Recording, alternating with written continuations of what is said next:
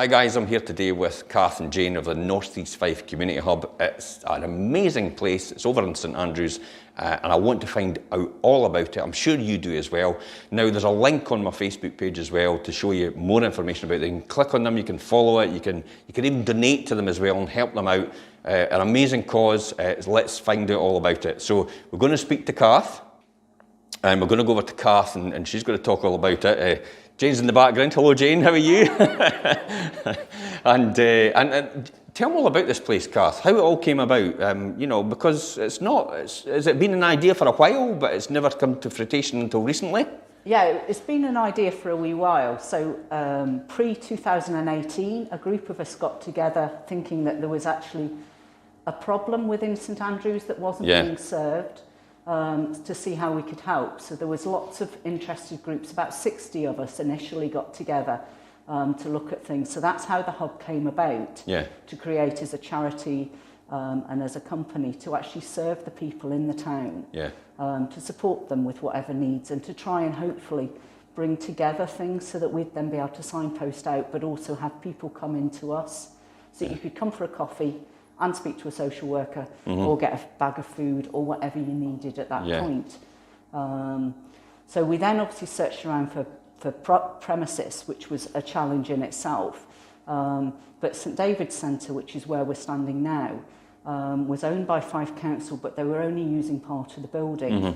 So through the asset transfer scheme, we actually managed to acquire the building that way and purchase it. But through getting agreement, it then took us nearly 2 years before we got the keys. So in that time, we were at the football club, in the social club there for a while, and then we went to St Andrews Episcopal Church. So at least we could start some of the work that we were wanting to do and have the cafe, have the health and social care well, have Storehouse, the food bank, interact with us.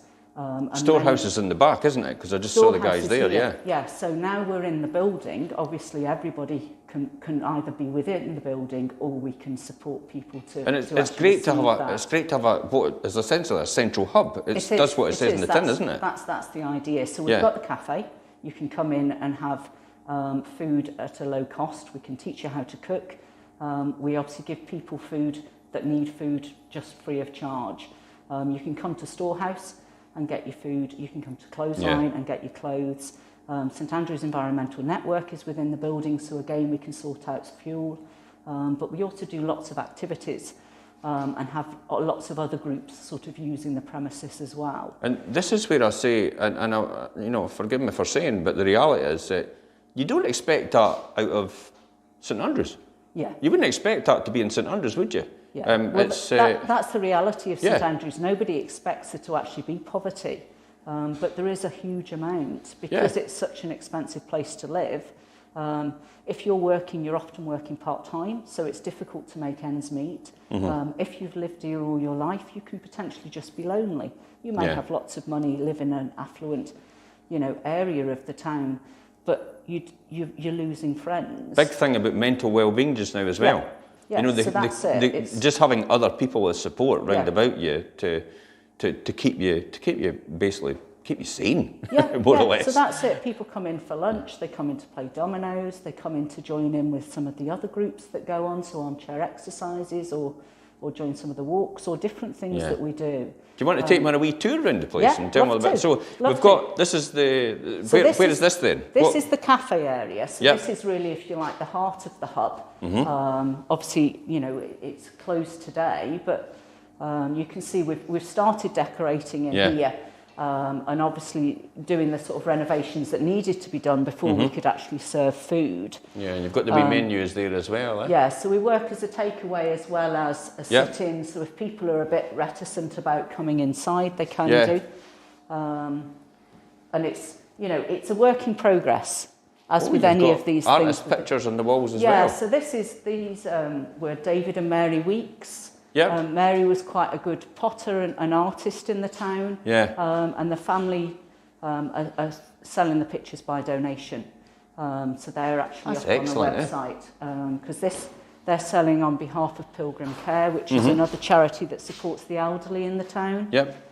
And do you, Is this where all the funds are raised then? Is it all just community funds? And I mean, how do you go about funding the place itself? Yeah, we've had some grants. So obviously to buy the building, the Scottish Land Fund gave us the money to actually buy the building, and to have some of the emergency repairs done. So the roof that was leaking has been repaired and that sort of thing.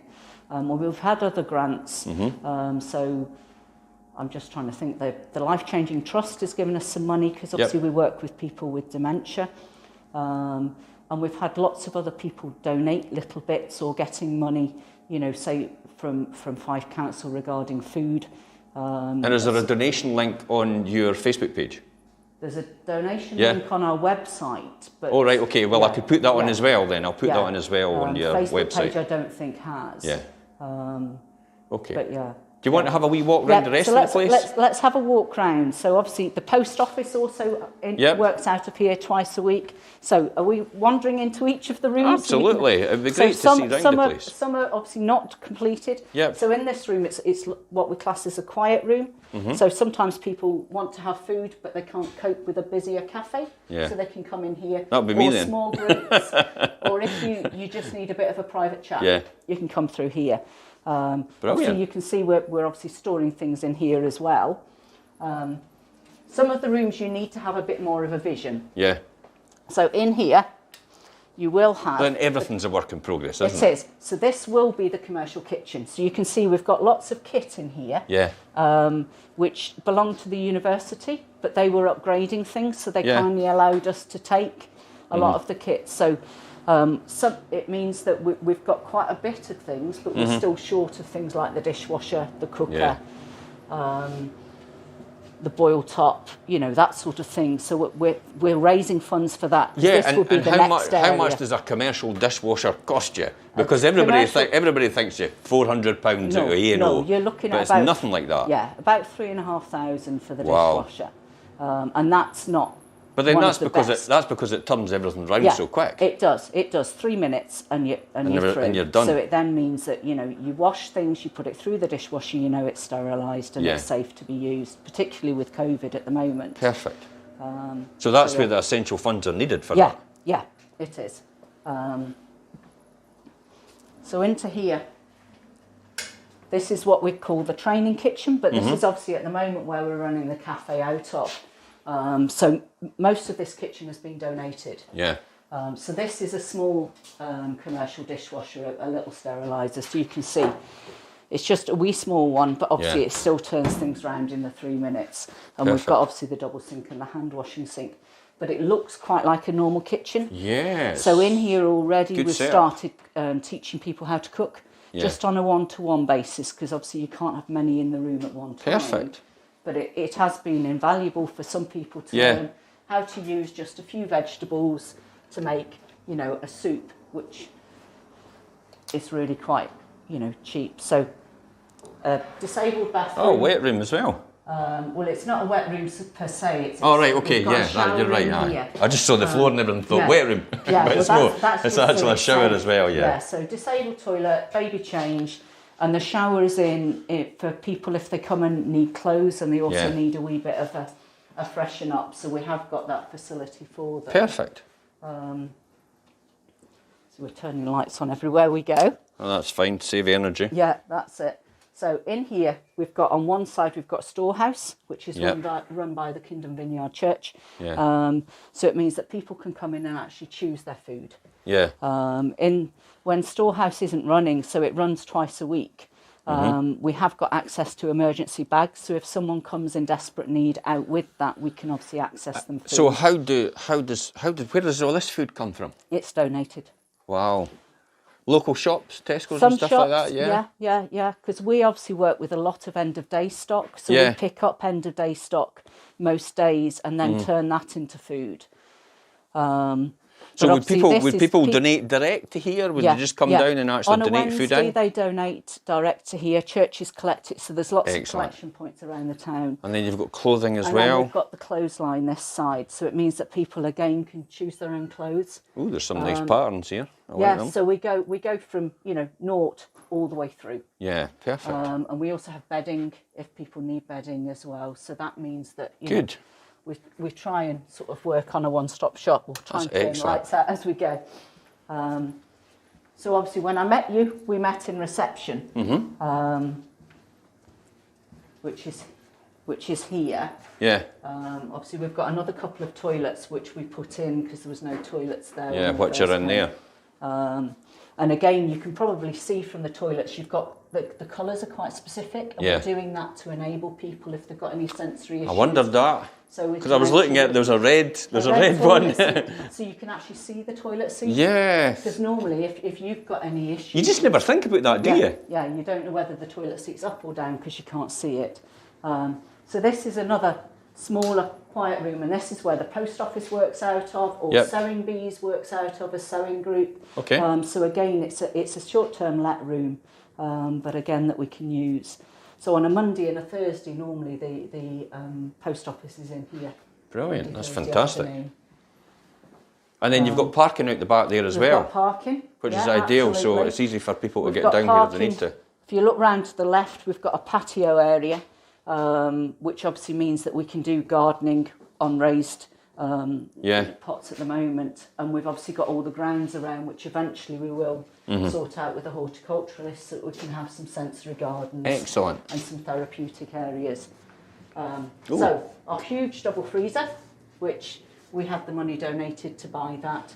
These things aren't because cheap either, are they? They're not cheap, but it does mean that we can store quite a lot of the end-of-day stock if we can't use it straight away for food. And that's essential when you think about Through it. this side is where the older people's services still is, so that will be where daycare will come back, but that's obviously run by Fife Council, so they lease that back from us. So we bought the building, and then they lease an area back from us.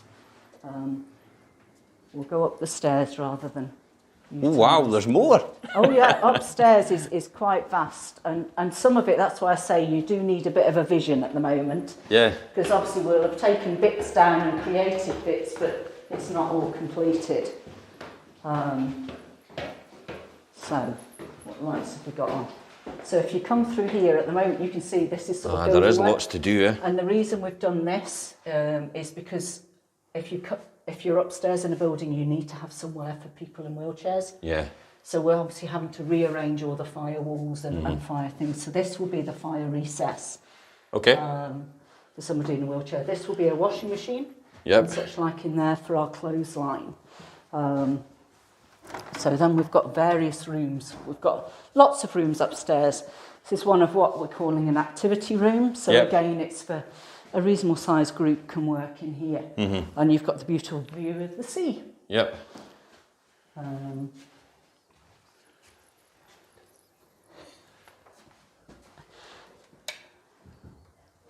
So this room, we've just sort of changed usage round of this. So this obviously will be another sort of smaller meeting room in here. Excellent.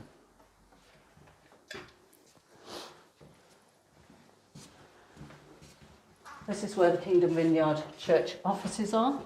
Okay. So they've got their own kitchenette unit, their own toilet, and obviously their offices.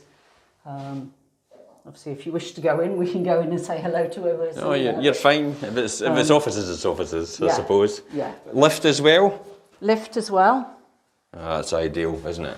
But obviously the reason that that's turned off at the moment is you don't want anyone disabled to come up the stairs without having the proper fire recesses in place. So in here is where we store the bedding and the children's clothes. So you can see we've got extras, and we also get things like toys and stuff donated, which we obviously try and give away as well. So we've recently had quite a lot donated. This is another office, but at the moment we're storing the carpet tiles that we've had donated to redo the carpeting in the corridors. And that's what people don't. That's what people don't realise. It's when you think about it, it's not just about money. There is actually other things that anybody could maybe chip in, and the carpet tiles is a classic example. About anybody who needs. So it's a case that they should just contact you anyway, or message you direct anyway, just to see if there is anything they can help with, even though they can't do the money thing. Because you never know it. So what's happening down here then? Down here. So this looks like a complete hullabaloo. Oh, wow. But this will be the toilets up the stairs. Because it's quite a funny shaped building, they're off. Oh, just for everything's safety, off for because safety, everything's- yeah. I kind of thought that anyway. Thought I'd try. So we need extra toilets up the stairs. For because that it's- reason. For that reason, with all the new regulations. This is where we're storing male and female clothes. So you can see this. Yeah. And again, sort of winter coats. Because as soon as we seem to get them in, we're giving them out again. Yeah. This room is part redone. So that section there is where the fire recess is for the other ends. We obviously had to knock about in this room.